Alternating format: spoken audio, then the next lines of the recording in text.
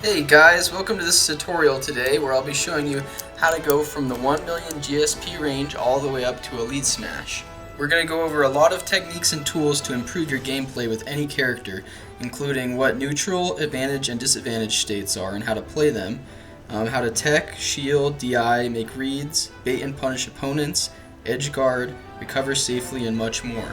I'm choosing to use Incineroar for this because he's a character with some clear weaknesses. He's slow and lacks projectiles, but I'm going to show you how using these techniques can help you overcome any shortcomings of the character you choose to play. Okay, let's jump right into it.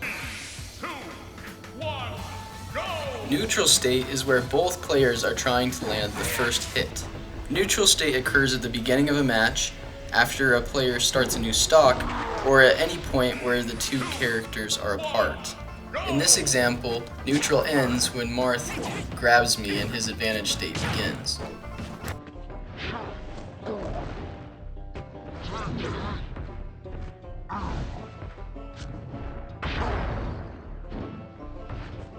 In neutral, your goal is to get yourself into a position where you can land the first hit on an opponent.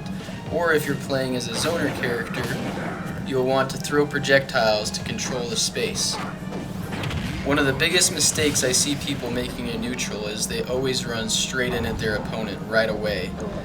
Being too aggressive in neutral will make your gameplay predictable, and it will allow opponents to easily predict what you're going to do and punish you. Ideally, you want to bait them into throwing out a move that they whiff so that you can punish them, or get them to throw out an unsafe attack on your shield which you can then punish. Neutral is all about playing mind games with your opponent and finding an opening to begin your advantage state. In this clip, I run away from Sephiroth while he's invincible, and then punish his laggy up smash.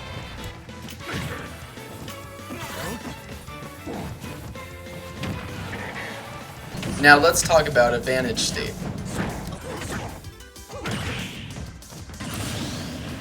Advantage state begins when you land that first hit on an opponent. You'll want to follow it up with additional attacks and press your advantage state as far as you can. The biggest mistake you can make in advantage state is to land a solid hit and then get scared and run away from your opponent. You want to press your advantage state as far as you can and kill them if possible. Think of advantage state as your turn. You want to make your turn last as long as you can. In order to do this, you're going to need to learn the combos and true follow-ups of the character that you choose to play with. You'll also want to learn how to react to things like your opponent's DI and when they will air dodge. By doing so, you can predict where your opponent's going to be and how to follow up accordingly. Paying attention to your opponent's percentage will also help you know which kind of combos you should be going for. Whenever you hit an opponent, they'll go into hit stun, which is where they fly through the air with a trail of smoke. During hit stun, the opposing player will not be able to input any attacks. And this is why you want to chain together combos where you'll be able to keep them in hit stun. You and your opponent's position on the stage also has to do with who has the advantage. If you have stage control or you knock your opponent off the stage, then you're at an advantageous position. Let's take a second to analyze this clip where I'm in advantage state over Roy. My advantage state begins when I get a grab and down throw Roy. I then do a short hop and forward air him, which makes him land on the platform. He misses the tech, and I react to him rolling in with a short hop nair. And then I'm able to read that he's going to roll again in, which lets me hit him with an up air, and I follow it up with another double jump up air. Let's take a look at another example.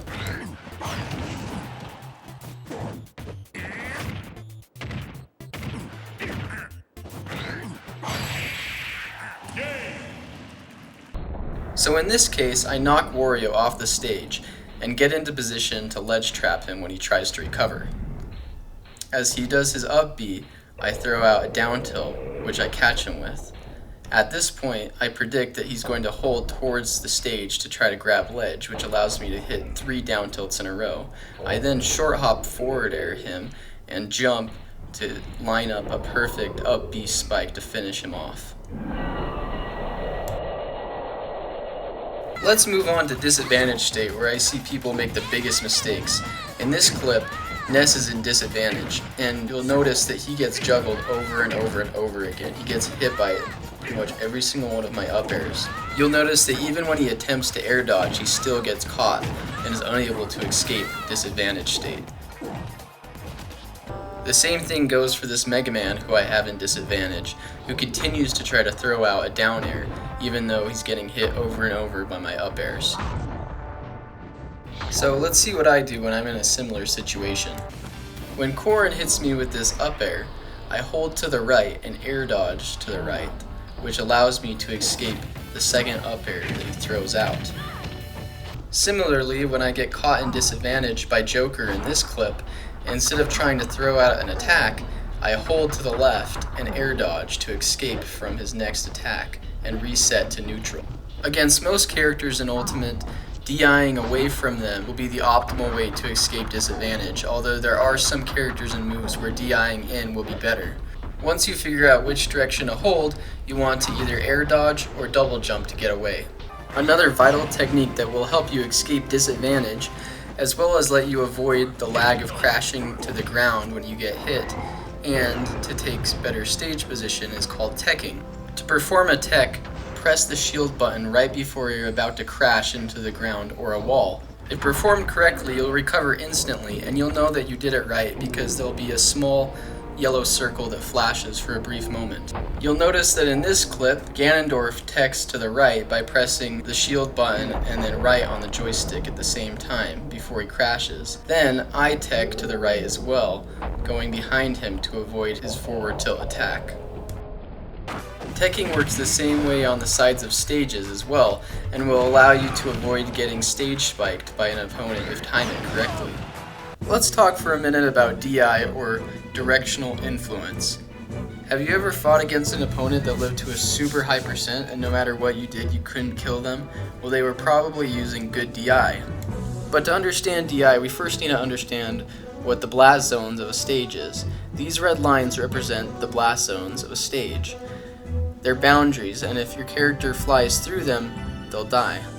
You'd think that blast zones in Smash should be shaped something like this, so that no matter which direction you got hit, you die at about the same distance. But this is not the case in Smash. In Smash, all blast zones are rectangular in shape. What this means is that if you're hit straight to the side or straight up, you'll die much sooner than if you fly towards one of the corners of the blast zone. For example, if this K. Rool hit Incineroar to the left, the best thing the Incineroar player could do would be to hold up on their control stick so that they would fly higher and more towards the corner of the blast zone, which is a further distance to die than if you hold towards the stage or no direction at all.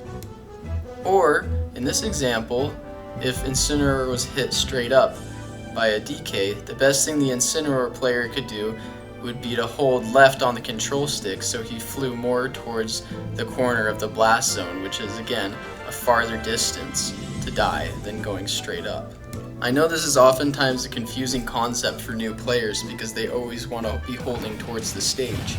You only want to be holding these DI directions during the hit stun of being launched, and then of course you want to go back to holding towards the stage to recover. But I promise if you learn how to do this and make it a habit, you'll live to much higher percents. Next we're going to talk about shielding.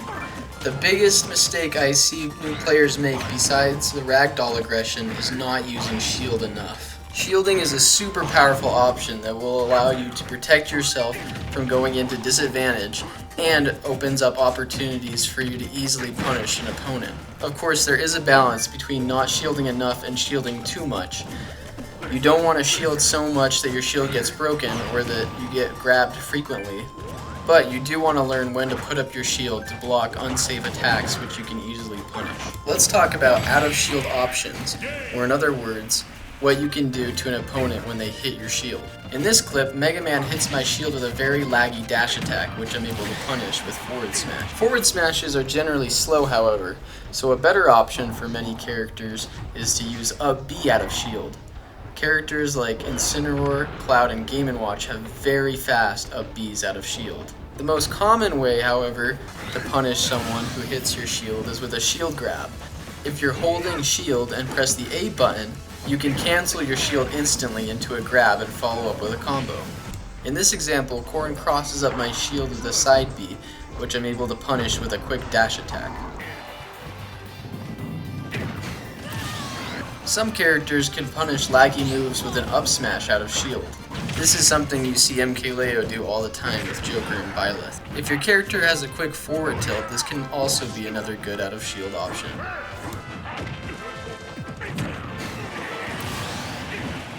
Against some moves, you'll have to shield multiple hits before you can punish them safely. Now let's talk about another very important topic that will help you take stocks, which is edge guarding and ledge trapping. Remember that when you hit an opponent off stage, you have the advantage. You should never let an opponent back onto the stage for free. You should practice using your aerials off stage and then recovering so that you can become more comfortable with punishing somebody off stage. To edge guard effectively, you'll want to pay attention to if your opponent tends to recover high, medium, or low so that you can be ready with an attack. The more you practice this, the better you'll become at keeping your opponent off the stage. Some characters have harder recoveries to punish than others, which is something you'll want to be aware of. It's a good idea to test the limits of how far your character can go off stage to punish someone with an edge guard and still recover. Certain characters like the Pits can go very far off stage for an edge guard and still make it back.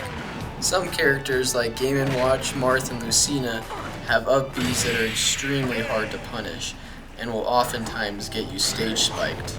Against those types of moves, sometimes it's better to not interact off stage and rather prepare yourself with a ledge trap, which is where you attempt to punish the opponent's get-up from ledge. Watch their habits to know if you should punish a roll, normal get-up, or ledge jump. Some attacks that are very low to the ground can hit an opponent who's trying to grab the ledge. Now that we know how to edge guard, let's look at how we can recover safely to avoid getting edge guarded ourselves. Generally, the safest way to recover with any character is to go low and grab ledge. However, just like almost anything in Smash, you'll want to mix up your recovery so you don't become predictable.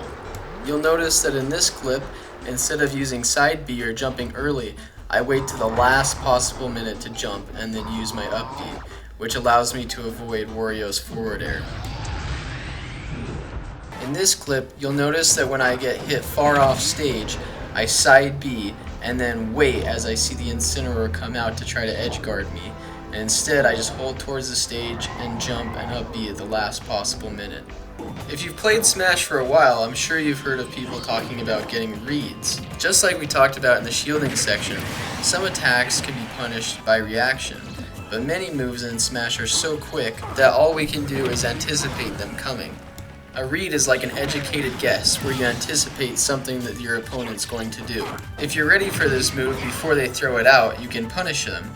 Let me show you how this works with a few clips.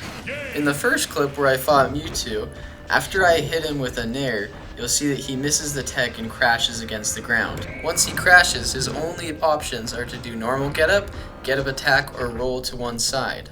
I anticipate that he's going to roll in, so I charge up smash and punish him when he does. One habit many Zero Suit Samus players have is to flip kick to get back onto stage. I noticed this player had that habit, so I threw out a neutral B right where I thought they would flip kick.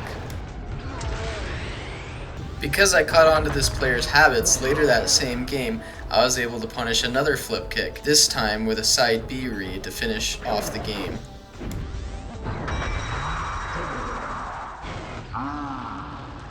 Another useful skill is to bait and punish opponents.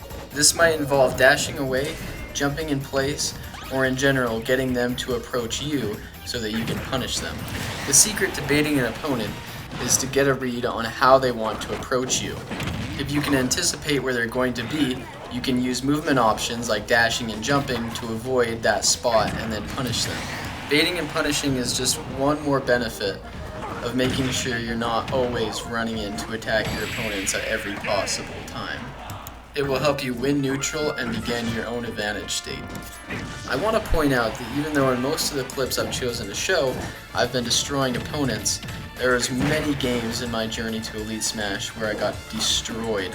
During these instances, instead of blaming your opponent's character or playstyle, the best thing you can do is ask yourself, what things could I have done better this game? Analyzing your mistakes will help you improve as a player. If there's a certain character that always beats you, you should try to rematch them even if you lose over and over and over, so that you can learn the matchup and how to deal with them. Probably my best piece of advice of all to get into Elite Smash is to stop caring about the numbers. Forget about your GSP and instead focus on ways that you can improve your gameplay with your character and your fundamentals. This clip against Bowser is where I finally got into Elite Smash, and it was such a good feeling. Don't give up. It might take you weeks or even months to get into Elite Smash, but I promise you if you practice the skills that I taught in this video, you'll become much better as a player and your fundamentals will improve drastically. I know you guys can do it. I covered all these topics pretty briefly, and if you have any questions on how to do them, or if you would like a more in-depth tutorial on a certain topic, let me know in the comments. If you learned something new, leave a like and subscribe for many more Smash tutorials and tutorials on a variety of other things too. Thanks guys.